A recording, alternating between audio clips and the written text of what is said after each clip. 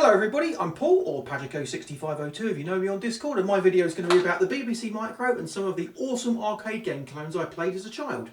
So I'm not going to go too deep into the history of the BBC Micro. That's already been covered a shed ton online, and those people do a far better job than I probably could have. However, Acorn went on to form ARM, and if you know your hardware, you'll know that the ARM processor has taken the world by storm and pretty much runs everything from the mobile phone in your pockets and to pretty much every emulation system that isn't FPGA based. So there is a direct lineage from this BBC Micro all the way up to all of the emulated retro gaming systems that filled people's shelves, boxes, drawers and TV stands. And that concludes today's history lesson, so let's crack on with the games.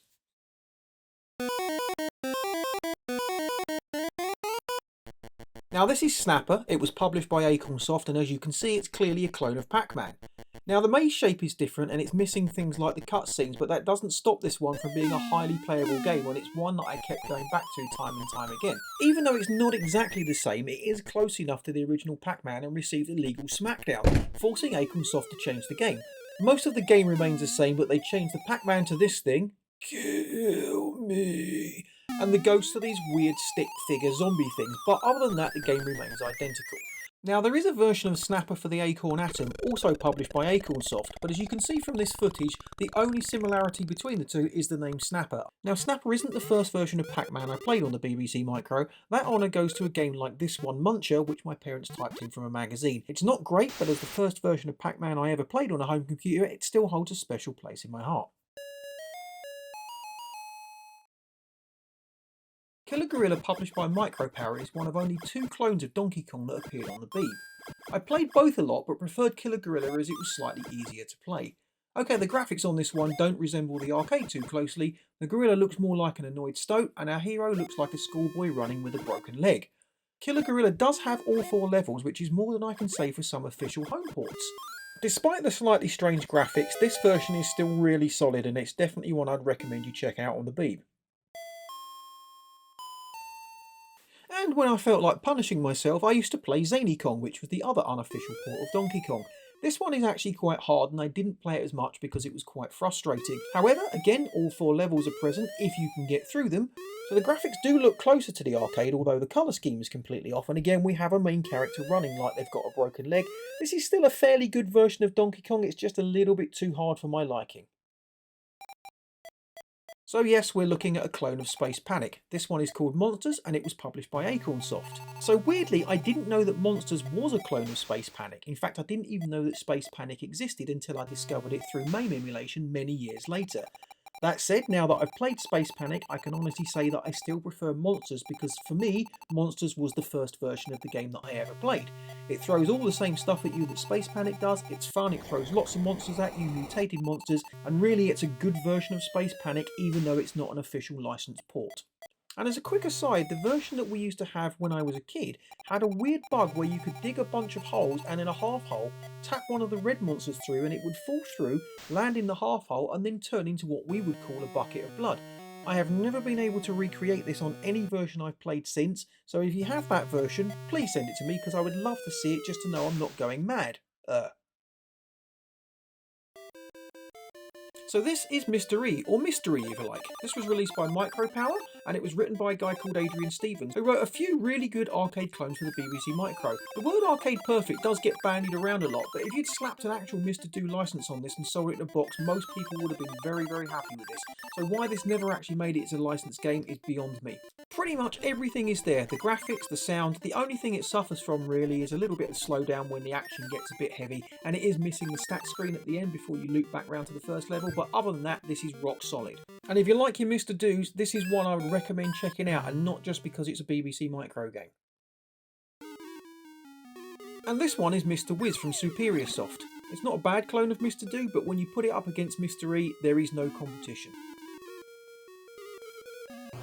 So the Beeb had many Defender clones. This one, which is called Planetoid, is probably the closest to the arcade you're going to get on the system, and if you're new to the Beeb and looking for something to play and you like arcade games, check this one out, it is awesome.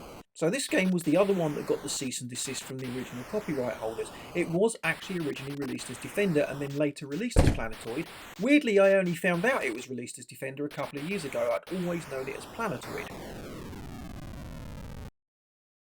So this is Death Star from Superior Software. It's a clone of Sinistar. Again, another really good unofficial clone of an arcade game.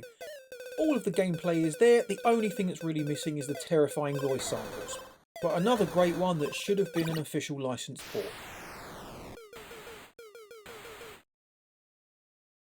Nope, this isn't the same game again. This is actually Space Pilot, which is a clone of Time Pilot. Now, the programmer Peter Johnson, who was quite prolific on the BBC Micro, was involved in both of these titles, and it seems pretty obvious to me that they share some code. Again, this is another really great arcade clone that could have had an official license. All of the gameplay is there, and if you like Time Pilot, definitely check this one out. And for those of you who are C64 fans, this game also appeared on the C64 from Anirog.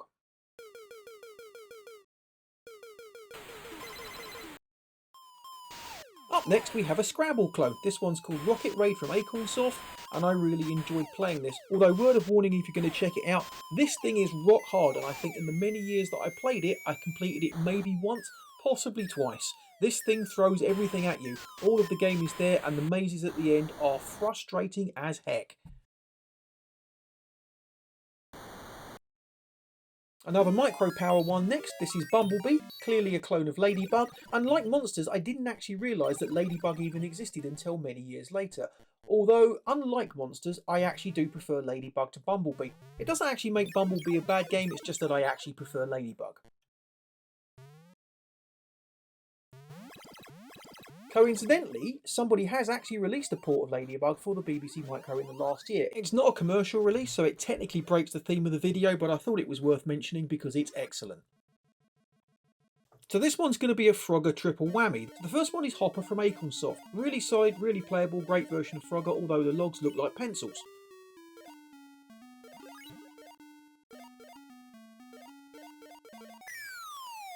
Next up we have Croaker. This one resembles the arcade a little more. Again, another highly playable version of Frogger, and this would have been one of the three that I played when I was getting my Frogger fix.